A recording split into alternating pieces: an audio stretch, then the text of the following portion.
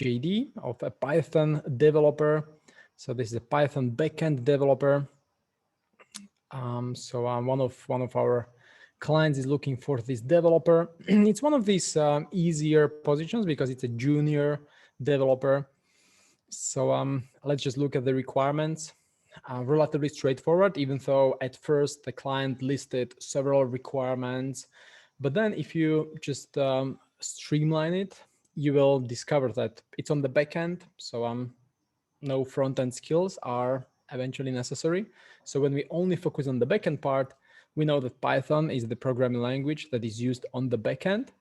And then also, if you look at this mind map with different programming languages and frameworks, you will discover Python right here on the top right side.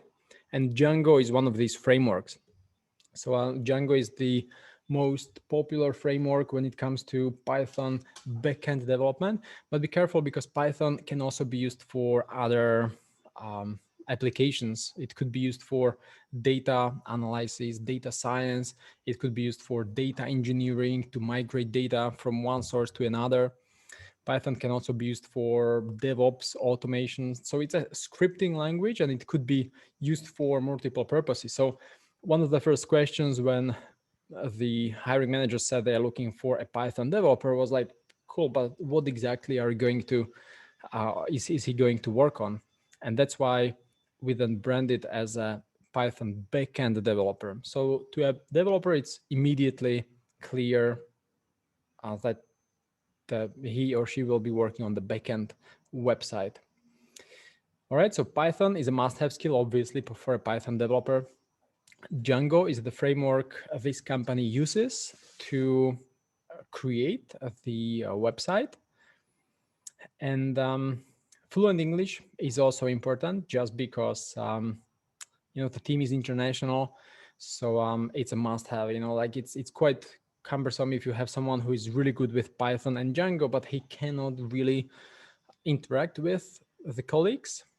So fluent English is a must these days, especially with people working remotely, interacting on Slack, just typing messages and jumping on video calls, right? So they're working in international teams, and the English is really important, increasingly more important. So when it comes to these skills, even though often in other JDs you have a list of other bullet points with testing frameworks or HTML, CSS, but eventually these are just sort of nice to have skills, because we know that, for example, JavaScript with HTML and CSS is usually used on the front end side. So we may have it as a nice to have skill, but we also know that the backend developer will not really need a CSS or some JavaScript front end framework, right? So that's why this is nice to have. A basic SQL, obviously, a backend developer usually knows some SQL to work with a database. However, some of these libraries, and not just in Python, but in general, some of these libraries make it very easy for the developer to extract data from a database. So they often don't even have to understand how to write SQL, select all from table name where something equals something. But they often do know, just because it's relatively easy. Some basic Linux to connect to a server, use console. It's nice to have. I mean, they would hire someone who cannot connect to a server, because the person would anyway just execute some pre-made commands. Built some websites in the past with APIs in Django, and to use Amazon Web Services on the cloud with Heroku servers. So AWS stands for Amazon Web Services. So now when we look at these requirements, we can also think about alternatives. And as Denisa is asking, what are some of the acceptable alternatives? So for example, with Python, is it possible to get someone who does not know Python but knows PHP? Well, not really, because Python is a programming language, and it's really difficult to go from one language to another, especially within a short time frame. and especially for a junior person. So you need someone who already knows Python. However, with these frameworks, it's much easier. So hi, Abhilasha. Hello. Good evening. So Denisa is asking about Fleck and Django. Probably you meant a Flask, but they are similar because they are written in the same programming language. They are written in Python, but they are not like completely the same, right? It's slightly different approach, slightly different way to start a new project with Django versus Flask. So it's really easy, relatively easy to go from one to another, especially if the developer is mid-level or a senior developer. They can just within a few days adapt to a new framework. So just keep this in mind. In this case, they use Django, so they want someone who already knows Django or used Django in the past. Okay, the benefits, that's for now not too important. The technical stack is something that I like to include in JDs, just so the candidate has a complete idea about the technologies he will, or the whole team, not just the person, but the whole team works with. So for example, in this company, they use Amazon Web Services, they use databases, RDS, they use SES, S3 to store data. So that's simple storage. Heroku to spin off servers. They use some channel manager. They use GitHub and Circle CI for DevOps and continuous integration. To analyze data, they use Tableau. Django is the framework, React on the front end, but the backend developer does not have to know it. It's just the description of the stack. And Google APIs they also use. Okay, so now when a candidate looks at it, he can immediately see that this is relatively modern team because they use some continuous integration tools. They use Git, GitHub, Circle CI. They have the servers in the cloud with Heroku, and they also use Amazon Web Services. So it's relatively modern technical stack, right? Which is important for a lot of developers. They want to see the company they are joining is up to date, and the tools they use are just make sense, because sometimes you have a company where they have not upgraded the technical stack for 5 years or 10 years, or some companies still use COBOL, right? And this is not the environment where young developers want to start their career, because they want to learn the latest and greatest, which could also be one of these selling points. Join this team and learn how to use the latest technologies. So I like to include the information about the technical stack. Why to work here? Well, that's for now not too important. Okay, so now when we think who should be a good fit, well, Python, Django are the two skills to look for on, for example, LinkedIn or in your own talent pool. And you can also merge it with, for example, SQL. I would not include, for example, in the search HTML or CSS, because that could include a lot of front-end developers, and you don't want to start approaching front-end developers. And I also would not use Linux, for example, to source these backend developers. I would not use this keyword Linux, because you would get a lot of network administrators, DevOps engineers, so people who are not backend developers. I would also not type SQL, because a lot of people have SQL skill. It would be all the backend developers, all the full stack developers, data engineers, they all use SQL. So that would not be a good a keyword to use, because you would get a lot of, for example, backend developers, but those who use other programming languages, not just Python. Okay, so just think about these keywords and think which ones do really identify the great candidate. So SQL would not make it, HTML would not make it, CSS would not make it, JavaScript would generate a list of front-end developers, or even mobile app developers. So we don't want it either. Linux, also not a good one. APIs, also not a good one, because we would get a lot of backend developers and not just Python developers. AWS, Heroku, not really. So we are just left with Python and Django, right? Just these two. So this one is quite straightforward, right?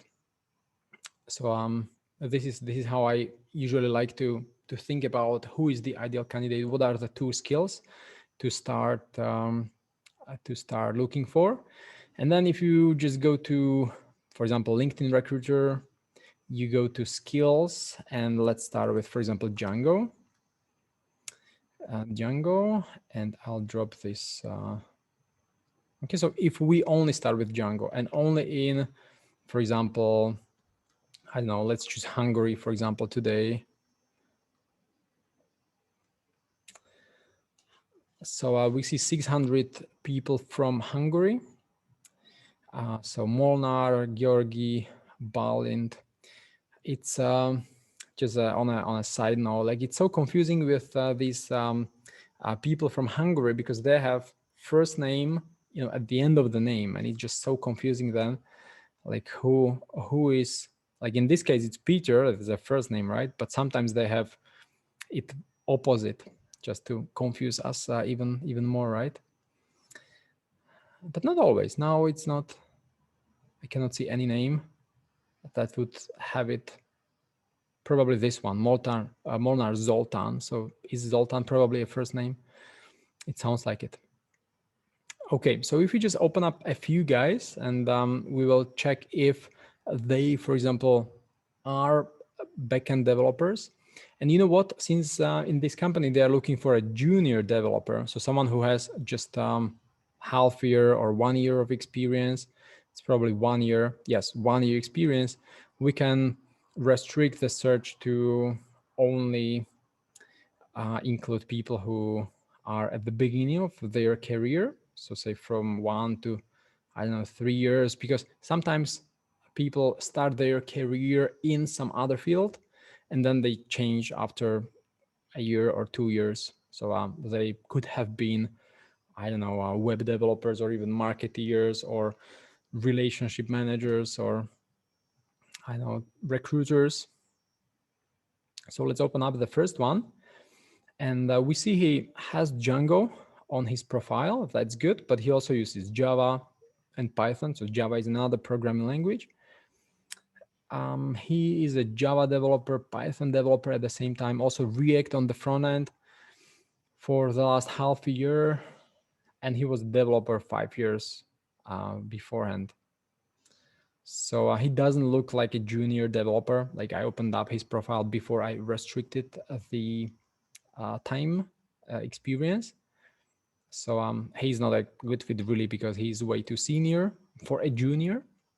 But let's open up, for example, Nazari or Arun or Daniel, and we will see. All right, and then the question will be, how do we get them interested? So he uses Terraform, AWS, microservices, Django, ORM, REST API, Fast API, Linux, Debian.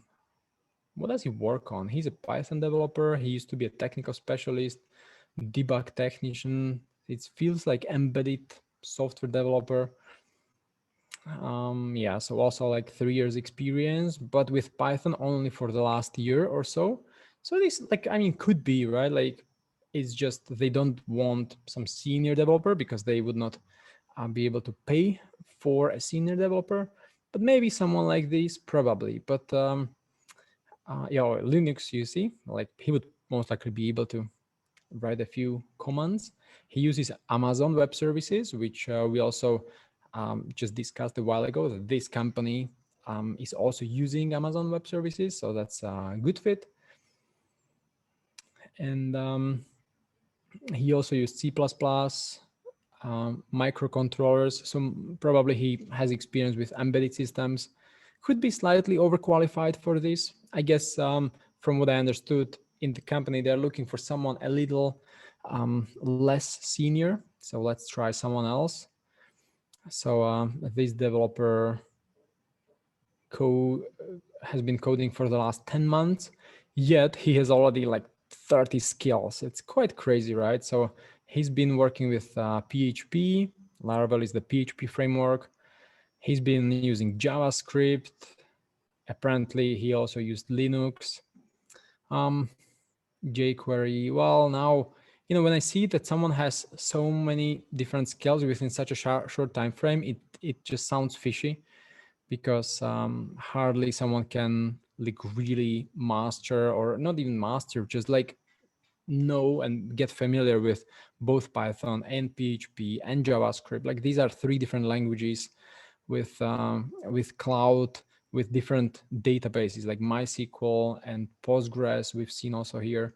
So this looks fishy. This looks fishy for someone who's been coding for only 10 months.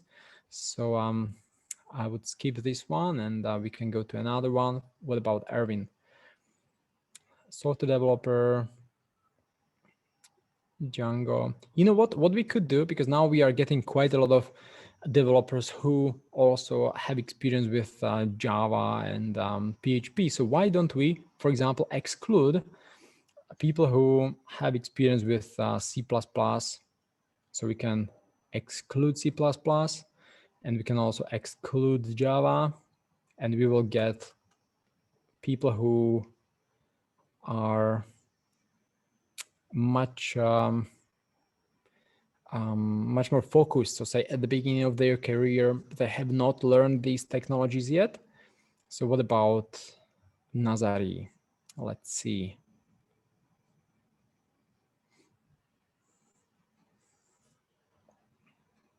Oh, it's the one we already looked at. So let's go to another one. Christian, it's like 2.5 years of experience. Would you consider someone with Ruby? Not really. I don't think so. I mean, in this company, they are looking for a junior person. They only have budget of like 2,000 euros. So someone rather junior, but at the same time, they want a junior person who knows Python. So they don't want someone to join and be a trainee. Like that's way too junior. So I don't think this would be a good fit. So this developer uses Django with Python. Postgres, that's fine. Like these are not really technologies, but well, MySQL is backend development. All right. Spanish, Python. So I mean, this doesn't look as fishy as the one before, just because the breadth or the scope of technologies is not as wide. He rather has, I don't know, like Scrum or code review. Like some of these are not skills, but what he, or actually he in this case, Christian, has encountered. So it's not like he lists 5 different programming languages. This is, I would say, relatively okay. So he used Git, he used Selenium, he created unit tests, he worked with JSON data format. So 2 years probably could be a good fit. I would probably star him. That could be a good fit. All right, next one. Daniel Bartosz.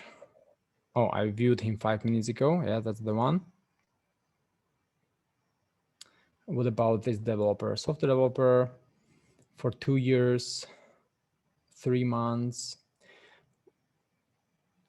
So Django, Python, that's good. He also has some front-end experience, which never hurts, really.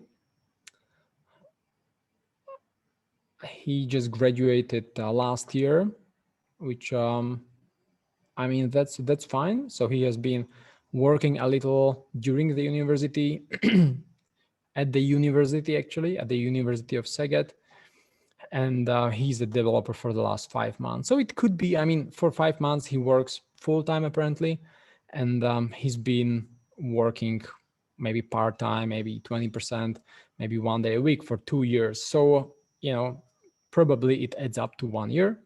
So someone like him could be a good fit. He used Python, he used Django, he has some experience with front end, with React, which is also what the company uses. So this could be a really great fit.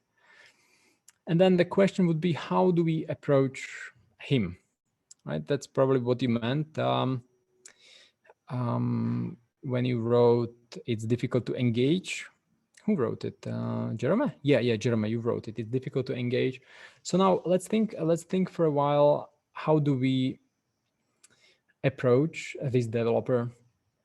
So we know he's a junior, but it's actually questionable if we should even approach him, because he's been in this company for only 5 months.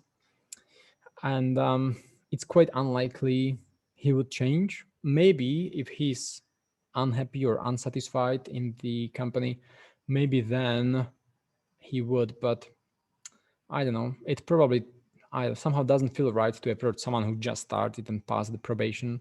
So I would maybe skip this one. Let's skip this one, and if we don't find anyone, then maybe we can start approaching people who just started somewhere. And someone asked in Q&A, how different is Python for backend over the one used in data science? That's a great question. So Python is a programming language. It's like English, right? We use English to interact with each other. And also Python is a language that developers use to interact with the computer, with the machine, just because for developers it would be very difficult to interact in the machine code, or these like 0, 1, 0, 1, 0, 0, 1, right? That's impossible, right? For a human, it would be very inefficient. So they communicate in Python language. And then, the Python language, or any other languages also, they have some vocabularies that are like in English. For example, my IT vocabulary is quite okay. Also the business vocabulary, just on a high level. But when I'm supposed to explain some, I don't know, some machinery outside, or how do cranes work, like I cannot explain it at all, because my vocabulary is very, very limited. I barely know what is a crane, but that's it. Or I know nothing about birds, for example, right? Like I cannot talk about the structure of a bird body because I don't really have the vocabulary. So it's something similar is with Python. Developers can learn how to use Python in the data science context, assuming the data scientist already knows the data science models and statistics and math. Well, then they just learn the vocabulary in Python, those keywords to use. And developers can also learn the vocabulary specific to backend development in Python. And that's the same case with, for example, with JavaScript. Like in JavaScript, there are different frameworks. For example, Node.js is on the backend, React, Angular, Vue.js on the front end, React Native to create mobile apps. So the language is the same, it's JavaScript, but the vocabulary is slightly different for the backend development with Node.js. The vocabulary, some functions are different in mobile app development. So that's what they learn, but if they can speak in Python, it's not that difficult to learn the specific vocabulary. As in English, we can speak with the words, we can compose the sentences, so we just need to learn the particular vocabulary.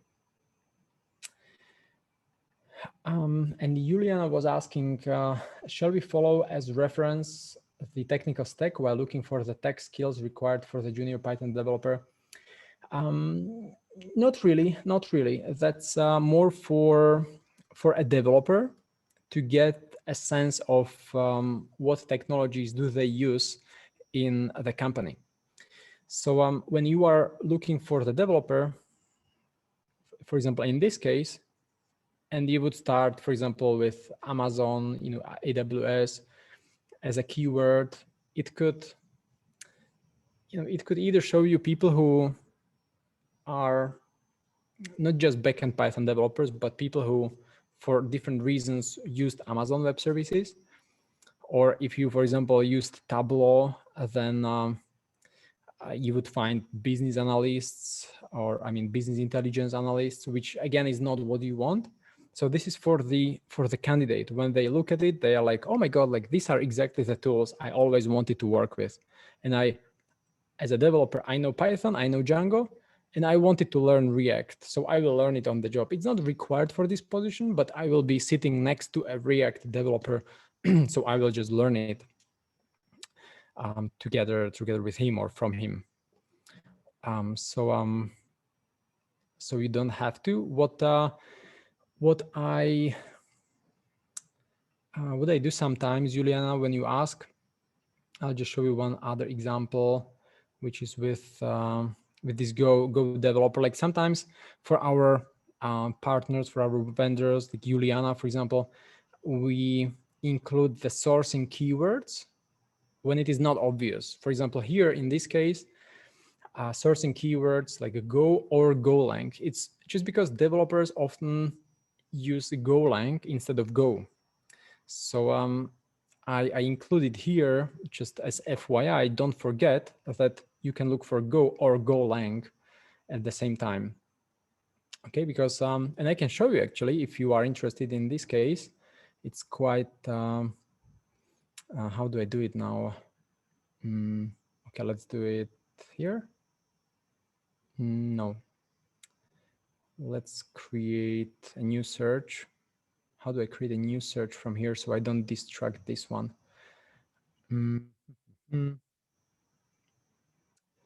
Well, I'll show you later. I don't want to disrupt this flow of this particular search.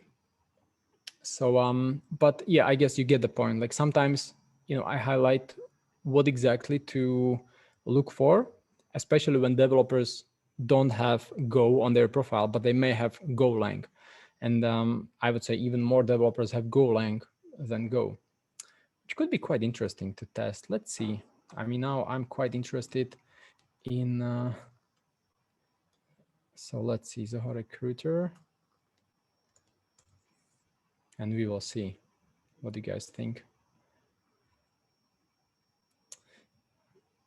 And while it's opening, we see this is a Django developer, developer intern, remote software developer for a year roughly. So we don't know what technology he uses right now. It's safe to assume it will be Python with Django.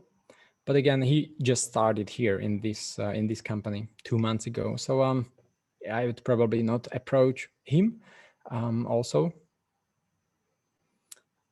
But I'll open it up here.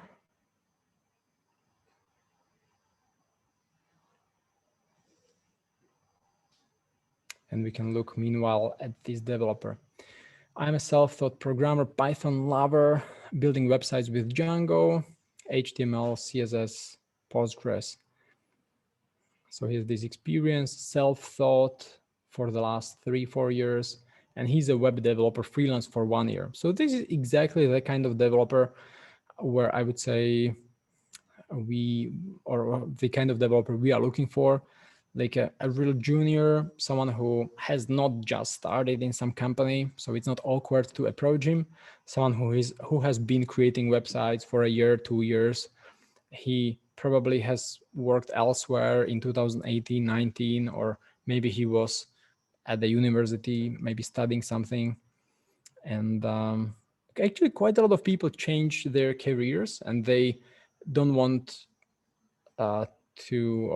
don't want hiring managers to see they were, I don't know, waiters or cooks in a restaurant, but they so they drop it from the resume and they start like with fresh career in IT.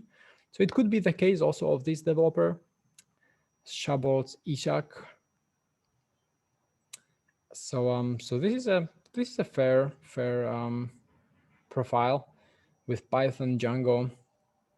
And I, probably you've noticed I haven't started with Python search just because Python can also be used for different other purposes. It could be used for data science, for DevOps, and I know, scripting. So lots of other developers use it, but Django is only used for web development. So it's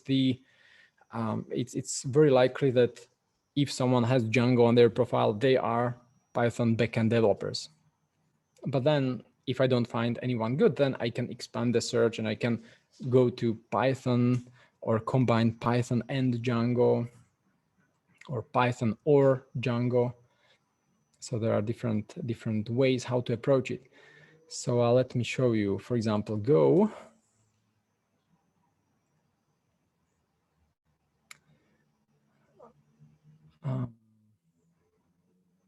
Skills, Go language.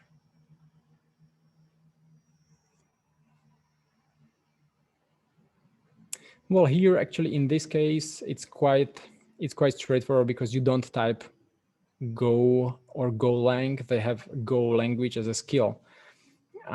But where I saw this was in the free version of LinkedIn, where you type in the search bar and you can type either Go or Golang. And there was the difference. So even more people had Golang written on their profiles. And they also write it in resumes, because Golang is sort of some official name for Go language. So that's why also developers write Golang on their profiles. Anyway, that was a little side step just to follow up on the question with sourcing keywords, what to use and when. So I just wanted to highlight that we sometimes include these additional keywords for you to not forget about, if it makes sense, but it's not the technical stack. Alrighty.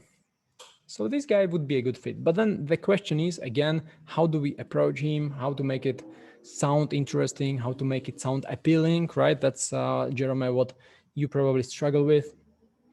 And I would go back to the JD and identify something interesting, you know, like what do we know about the team, about the company? We know it's a small company. This is a team of up to 10 people. So it's 9 people, 4 backend, 1 front end. But that's a fact. But I like to go from the fact to the benefit for the user. So I'll type it here, from fact to benefit. So there is a difference between facts and benefits, something that has meaning for the candidate. Because if I tell you or anyone the team consists of 9 people, you are like, well, so what, right? Like, who cares? Or like, it's just 9 people, it's small, right? It doesn't sound like 5,000, you know, it's just 9 people. But if I tell you, hey, the team consists of 9 people, which means you can talk directly to the CTO, not like in a corporation where you cannot ever reach a manager. Suddenly it has meaning, right? Like suddenly it's like, oh, wow, I haven't thought about it. Like in this company, I can talk directly to the CTO and I can influence the technologies or the technical stack, which could be another selling point. You can say, you know, this is a startup. It's a small company.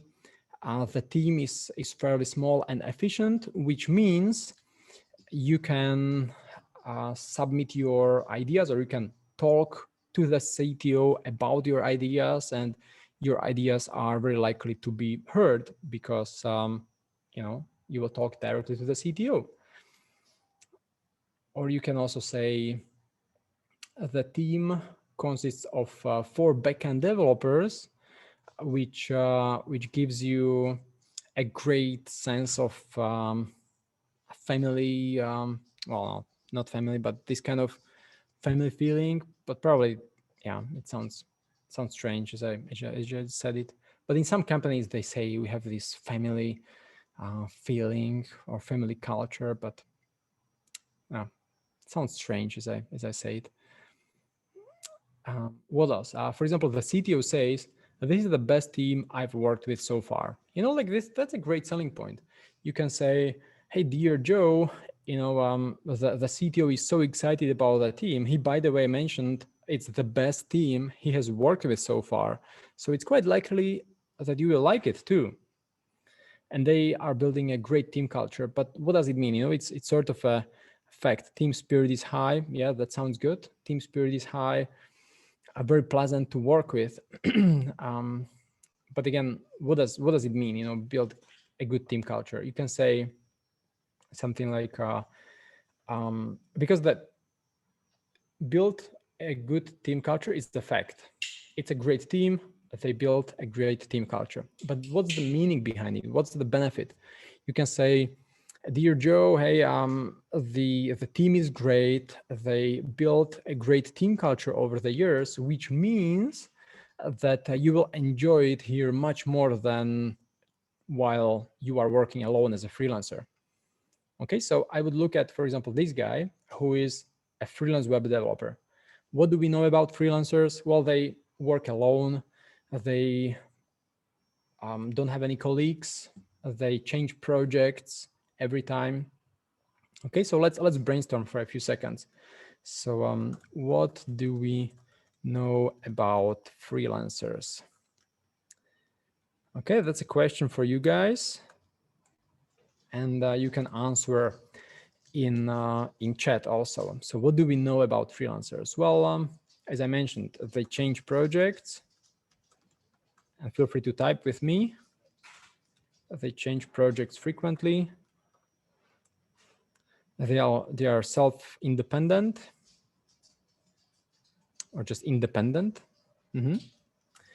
They work alone. They are under pressure to deliver, because if they don't deliver, they don't invoice their clients. What else? What else do we know? Jeremy, what do you know about freelancers in general?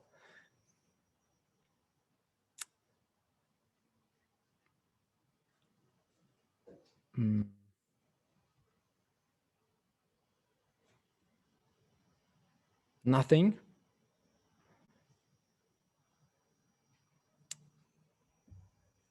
Need to be adaptable, definitely. They have a lot of different knowledge. So they are sort of generalists. Yeah, that's a great observation.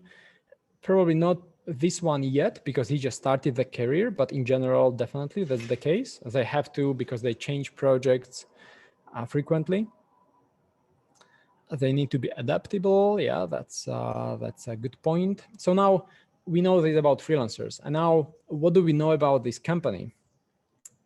Okay, so we know this company is a team of 9 people, which means a great team spirit, culture. They work together. They have some common goals. What else? In comparison, feel part of the team. Yes. We also know it's more secure, even though it's still a startup, right? Like a corporation would be even more secure. In a startup, they can still let you go.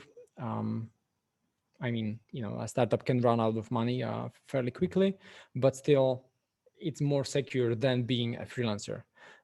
So that's what we know so far, right? And now it's just the question, how do we, with this knowledge, approach this particular developer? Because the skills are really straightforward. There are hundreds or thousands of other Django developers, and not just now. I restricted the search in Hungary sort of randomly, but they're looking for, in this particular client is looking for people in Europe, like not just Hungary. So anyone can work remotely from Europe. Where was it? Well, yeah, remote job. So anyone. So there are thousands of Python Django developers. Python and Django, that's sort of obvious, that's straightforward. But now how do we get our message across, how do we cut through the noise is what matters eventually and can increase the conversions. So we know that he as a freelancer is probably struggling to get clients. Oh yeah, that's what we forgot about, right? As a freelancer, he needs to get new clients. Maybe he has some time where he doesn't have any client for 2 weeks and he doesn't get paid. So he needs to get new clients all the time. And it's quite a lot of hassle, right? So, the opportunity we will introduce tackles these problems that he may encounter. So don't work alone, join a team. No need to get a new project every month or every 3 months. You get a long-term contract. Don't worry about too many different technologies. Focus on one and go deeper and learn more. Okay, so these are the messages that we can start introducing to this candidate, and then it's just the question: how do we compose this message?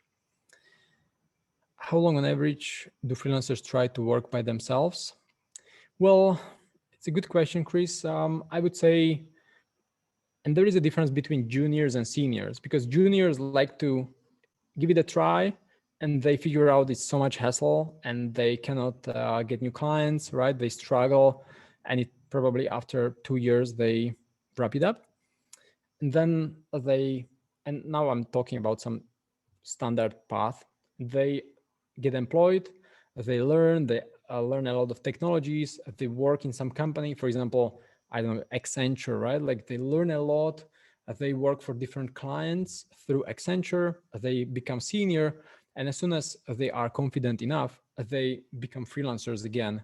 But after they are senior, it's so much easier for them to get new clients and have higher daily rate. So eventually a senior developer doesn't have to worry about projects because they can get a new project literally any day, anytime. So what about this Sabolts Isaac? What is his first name? Is it Sabolts? It seems like hi Sabolts. What do we write him? Like at first I like to connect with something. So say something like hi Sabolts, that would be already here, even though it's in lowercase. So I'll type it again, just so it is with uppercase. Sabolts, probably the pronunciation. Hi Sabolts. And now we have a few options. Like I noticed you are a Django developer. I noticed you are freelance. Oh gosh, I clicked on it.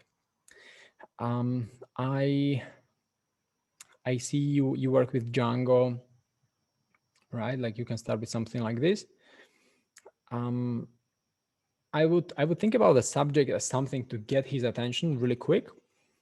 As a freelancer, he's most likely looking for new projects to work on. So how about a subject such as new Django project? Okay, so now imagine you are a Django developer, you work with Python and Django, and you are looking for new projects, right? Because that's what, as a freelancer, you have to do. You need to keep the flow of new projects, and suddenly you see in your mailbox new Django project. Like it sounds like something he could click on. So new Django project, and I continue. Hi Sabolts. I noticed you are a Python Django developer. I could a freelance Python Django developer, and now I'm working with a great engineering team that's looking for I mean, we can either say for a, but when you say for a junior developer, it just doesn't sound as appealing. Like if we were to send a message to a senior, like I would certainly write, I'm working with a great engineering team that's looking for some senior developer like yourself. But now when we send a message to a junior, it sounds a little weird, right? They are looking for a junior developer like you. Sounds like, it doesn't boost ego as much. So what else could we try to boost his ego? For someone who has decent experience with it, okay? So that could polish a little. That's looking for someone, or not even looking for someone, but that's expanding, we could say. That's growing and expanding.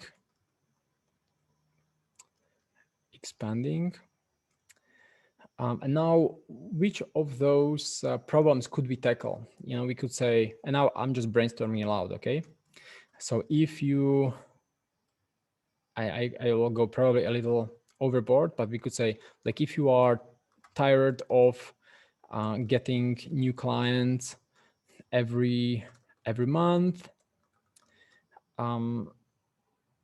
join this team and work long term on this one project. Okay, that could be one way. Okay, it's probably a little unpleasant to say if you are sick and tired of onboarding new clients every month. So we can tune down a little. For example, if you don't want to waste time, or you can say, since you are a freelancer and you don't want to waste time getting new clients every month, join this team and work long term on this one great project. Okay, I'm just giving you a few examples, a few ways how to think about it. What else could we try? As I mentioned, he's probably working alone, and maybe it's better to talk about this on a phone call. You can ask, like, hey, do you work alone? And he says, yeah, actually I work alone. And then you say, you know what, like, if you join this great team of 5 backend developers, you will never feel alone anymore, right? So Jeremy wrote, if you are looking for new challenges that will give you some long-term security and expand your knowledge base, yeah, that sounds good. If you are looking for a new challenge that will give you some long-term, that sounds good. Some long-term job security and expand your knowledge base. How long is long-term?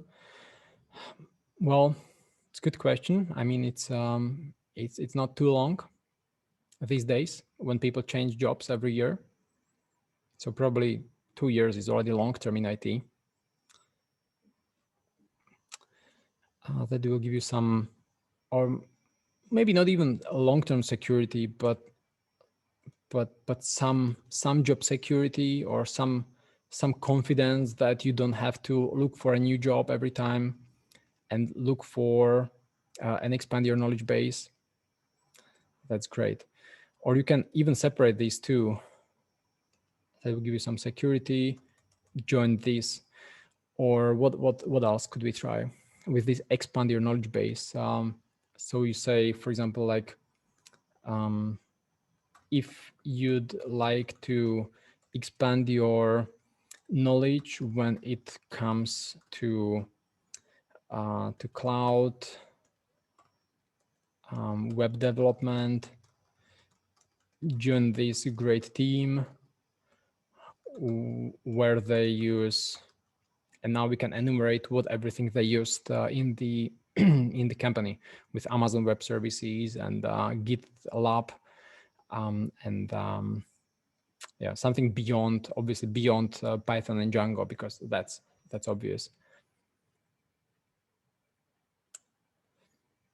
Okay, what else could we could we try? For example, with work together, common goals, a team of 9 people, great team spirit, generalist. So for example, if you don't want to, now assuming he's under pressure because he needs to get or chase new clients, so we could say like, if you don't want to chase new clients every few months,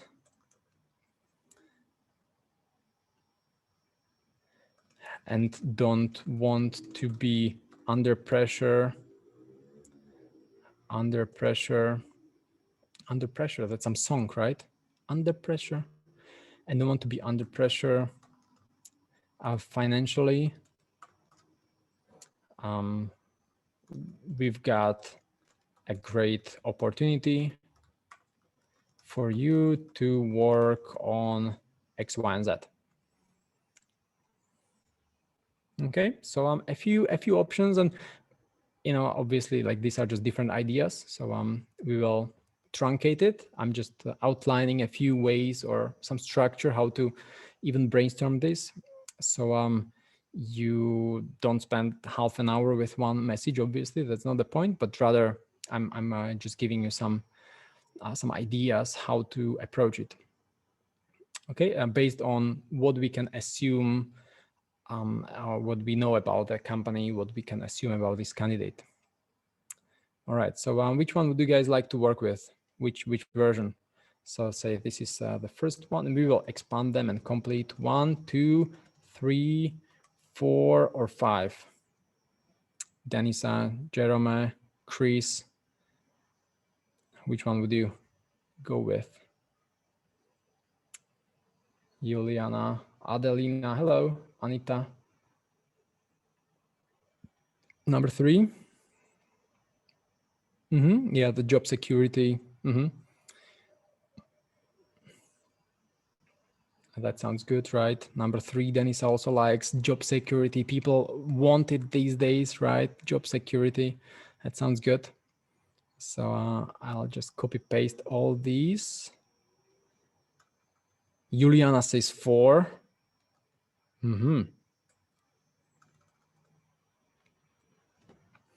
If you'd like to expand your knowledge when it comes to cloud web development, join this team. Well, then we can probably merge the 3 and 4, unless someone else wants Jeremy 3 and 4. That's a great idea. All right, so let's see if and how we could. So if you are looking for a new challenge that will give you some jobs, so say we can shorten it to job security, and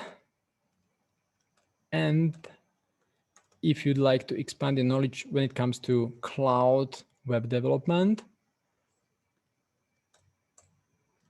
we've got something special for you. And Adelina says 3. All right, Adelina. So most of you like the job security. We've got, or we can say, okay, like what can we say? Like what's the call to action? Say we've got some, or I've got something special for you. Or you can say, if you like to expand your knowledge, something exciting. Oh yes, something really exciting. You can say this, and if you'd like to expand your knowledge when it comes to this, or you can say, how about we do it this way? I notice you're a freelance Python developer. If you're looking for a new challenge when it comes to web development, a great engineering team that I'm working with is growing and expanding, and I can introduce you to the CTO. Oh, that doesn't sound too appealing. And Denisa says, expand your career. And if you'd like to expand your career or expand your knowledge when it comes to, I've got something exciting for you. You can expand your career. You can boost your career. You see how many ideas we have? Isn't it fun, this job copywriting? You can cooperate with professionals. Wow, that sounds good. You can cooperate with IT professionals. I would love to discuss this exciting opportunity with you further and discuss the other benefits beyond job security. Yeah, that sounds good. Sounds good.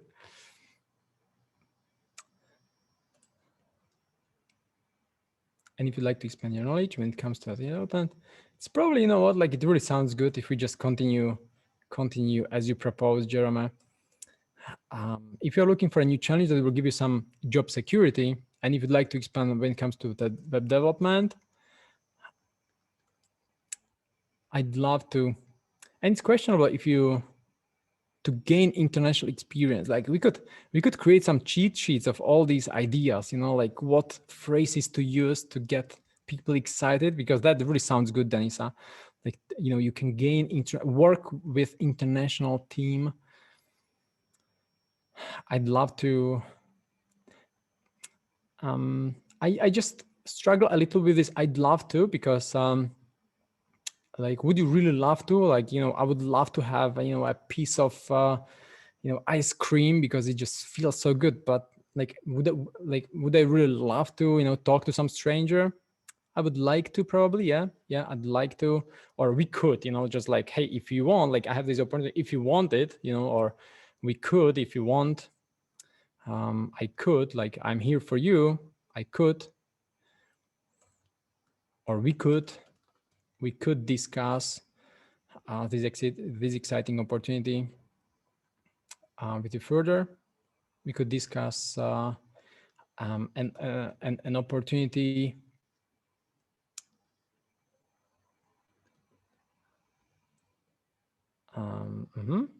or we can discuss this exciting opportunity.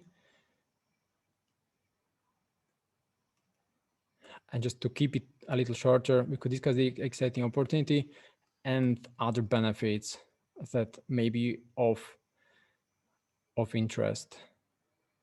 Probably just since we are cautious about not too long messages, probably, like, but it sounded really, really well, Jeremiah. It's just, maybe I'm just truncating some words here and there. And now some call to action. So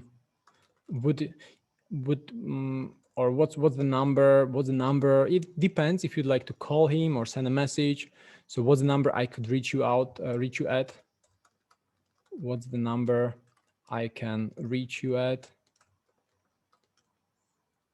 Please, probably.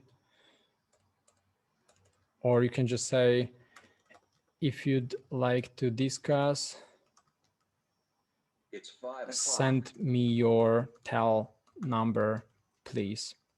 Okay, maybe something like this, because sometimes I'm like, hey, I'm reaching out to them because I have some really cool, interesting opportunities. So like, should I really like please them to send me their number? Like, you know, I have the opportunity, not them. So I could connect them with someone. So it just depends on who you are writing to, obviously, on the seniority of the person and everything.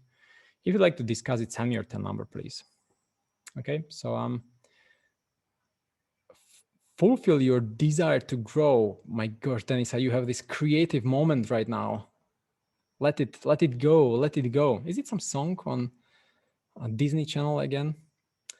So, hi Sabols, I noticed you are a freelance Python Django developer. I'm working with a great engineering team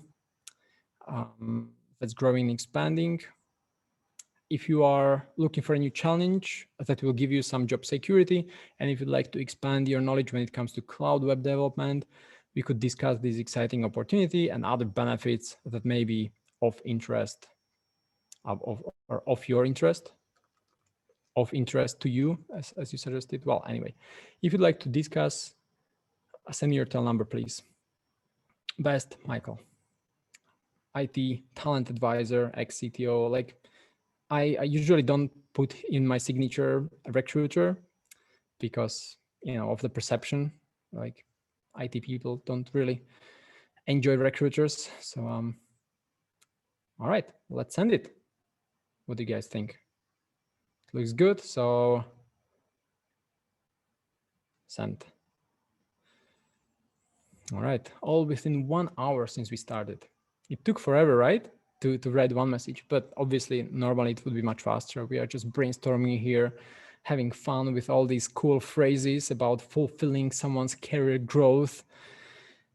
So we should probably keep these ideas somewhere.